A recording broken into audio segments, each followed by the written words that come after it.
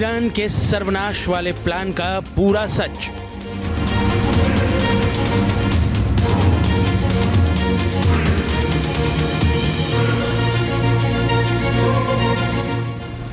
Iran नहीं मानेगा, Israel भी नहीं मानेगा।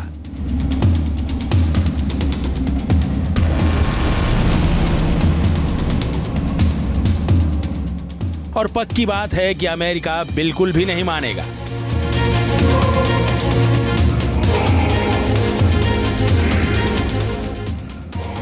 लेकिन सवाल है कि अगर इनमें से कोई भी देश नहीं माना तो क्या होगा?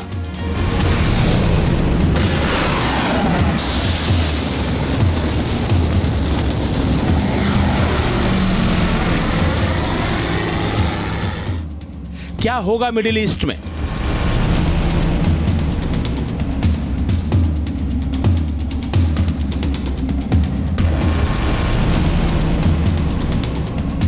क्या होने वाला है मिडिल ईस्ट में?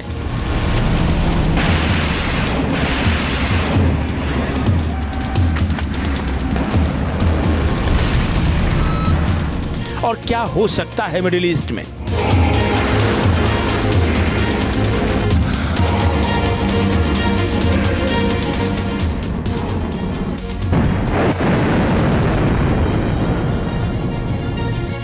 मिडिल ईस्ट में परमाणु बम फूटने की आशंका और तीसरे विश्व युद्ध की सुगबुगाहट के बीच दुनिया की सबसे बड़ी खबर सामने आ चुकी है।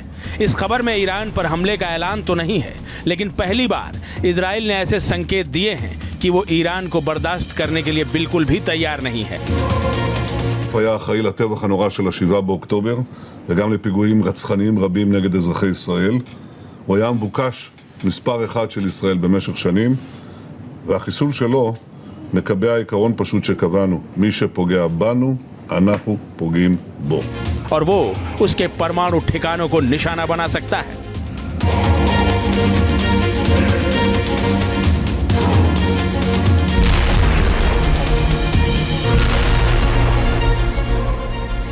नेतन्याहू के ऐसे तेवर देख मिडिल ईस्ट में बेचैनी बढ़ गई है। आशंका जताई जाने लगी है कि कहीं मिडिल ईस्ट में बहुत बड़ा युद्ध तो नहीं होने वाला है। इजराइल एडवांस हथियारों का महारथी माना जाता है और अकेले अपने दम पर किसी भी जंग को जीतने की ताकत रखता है। हमास चीफ की हत्या के बाद जिस तरह से ईरान लगातार इजराइल को धमकी दे रहा है, उस पर हमले की तैयारी में जुटा हुआ है।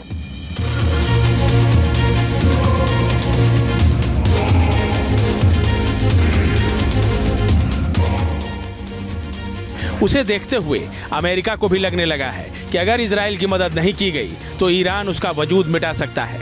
ईरान से जो खबरें आ रही हैं, उसे देखते हुए अमेरिका मिडिल ईस्ट में इजराइल की ढाल बनकर खड़ा हो गया है। समंदर में उसने अपने सभी बाहुबलियों को उतार दिया है।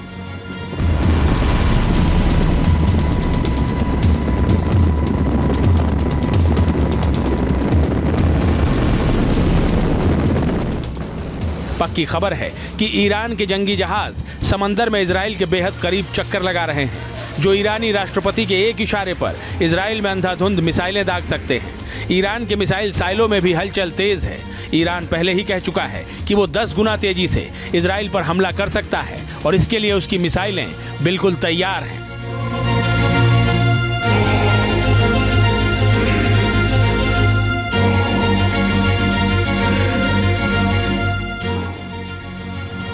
ऐसे में इजराइल ने भी अपना प्लान तैयार कर लिया है।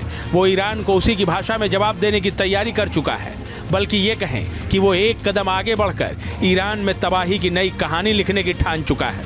अगर ईरान ने हमला किया तो इजराइल 2 चरणों में जवाब दे सकता है।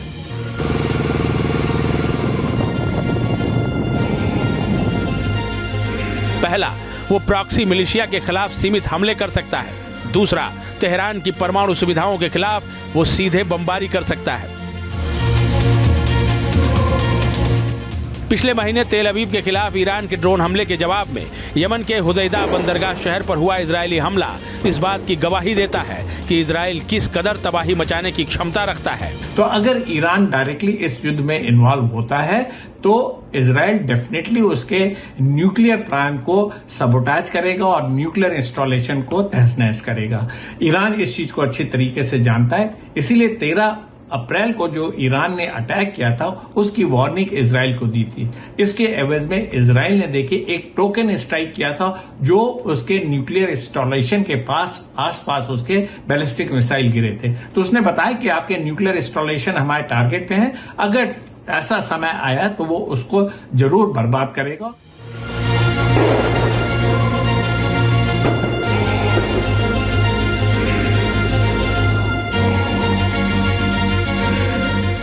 आपको बता दें कि हमले के डर से ही ईरान ने अपनी न्यूक्लियर साइट नतांज को पहाड़ों की गहराई में बना रखा है। ऐसा करने के पीछे ईरान का मकसद साफ है कि वो दुश्मन के हमलों से अपनी न्यूक्लियर साइट को बचाना चाहता है। यही वजह है कि जो उसने न्यूक्लियर साइट बनाने के लिए ईरान और इराक के बीच मौजूद सबसे बड़ी पर्वतमाला को चुना। साल 2023 में ली गई सैटेलाइट तस्वीरों से खुलासा हुआ था कि नतांज में ईरान की न्यूक्लियर साइट सुरंगों में बनाई गई है। ये सुरंगें 260 फीट से लेकर 328 फीट तक गहरी हैं। इस भूमिगत न्यूक्लियर साइट में दाखिल होने के लिए 4 गेट बने हुए हैं। इन सभी को इस तरह से डिजाइन किया गया है कि इजराइल का बड़े से बड़ा बम भी इन पर नाकाम हो जाए।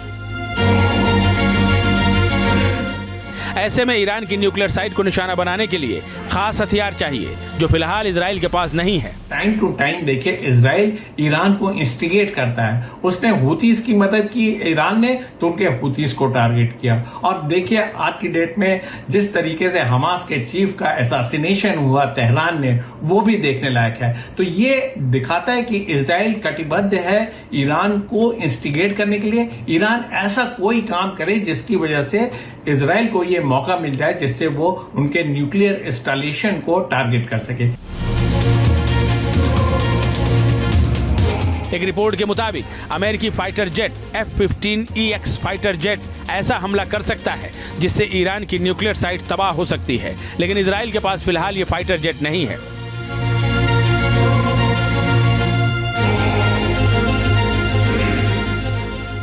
इजराइल के पास F-35 फाइटर जेट है, दूसरा फाइटर जेट F-16 फाल्कन है और तीसरा fighter jet F-15 strike eagle है।